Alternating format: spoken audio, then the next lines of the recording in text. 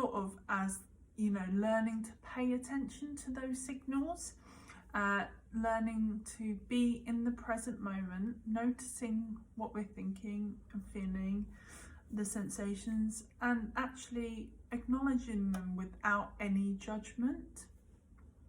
We're so unaccustomed to doing this in our modern day lives. We're always on to the next thing, or we're kind of looking back thinking, oh, what if I've done that?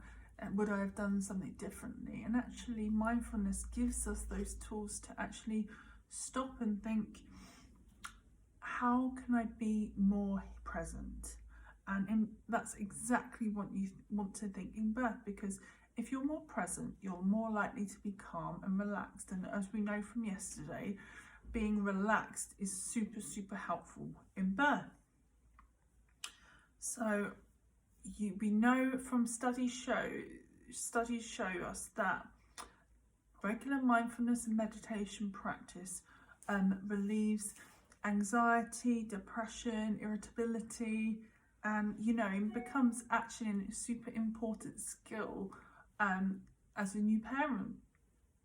So, you know, mental and physical stamina also improves, and actually it can have an analgesic or pain relief effect, and can lower pain sensitivity. So you know, those super powerful sensations through birth will become more manageable. So how do you get good at mindfulness? Well, daily practice is key, and it's also why I wanted to show up and give you a 10-day email challenge, because daily practice is vital. If the only thing you can do is practice a little thing every day, it's going to have a huge effect. So get mindful and get meditating every day. You might think, oh, is that just sitting in silence while I sit cross-legged on the floor? No way. You could be anywhere. You can be in your desk at work, or you could be in your car on the way to picking up your kid from nursery or school, or, you know, you can be anywhere.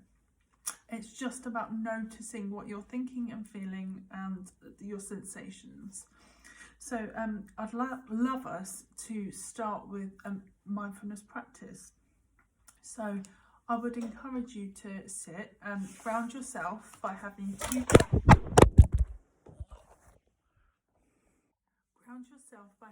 two feet on the ground. And let's start with what you can see, noticing around you what's in your field of vision. What can you hear? Might be a bird, it might be a door shutting, it might be a phone, and that's okay. The key is to not let it affect you or put a judgment to it. Perhaps what you can taste. Have you recently had something to eat?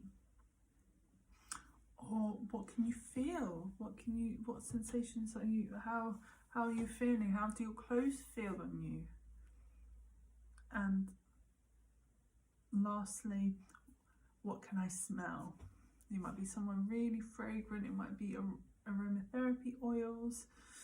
Anyway, this is a really good way of kicking yourself back into the present. If you're feeling your mind's racing, you'll feel like you're out of your birth zone, you can easily come back using that really easy tip to connect all your senses back into the present. So I'd like to do a quick check-in, bodily check-in. So let's start from the top of your head. I'd love you to slowly scan and check in with each part of your body. You might even want to close your eyes for this, and really start to notice what your whole body is feeling. So once you have a negative or thought come into your mind, just allow it to rise and drift away. Don't spend any time ruminating on it. Notice it and let it slip away. Well, I hope you enjoyed today's mindfulness practice. So keep an eye out for tomorrow's session, and I will see you then.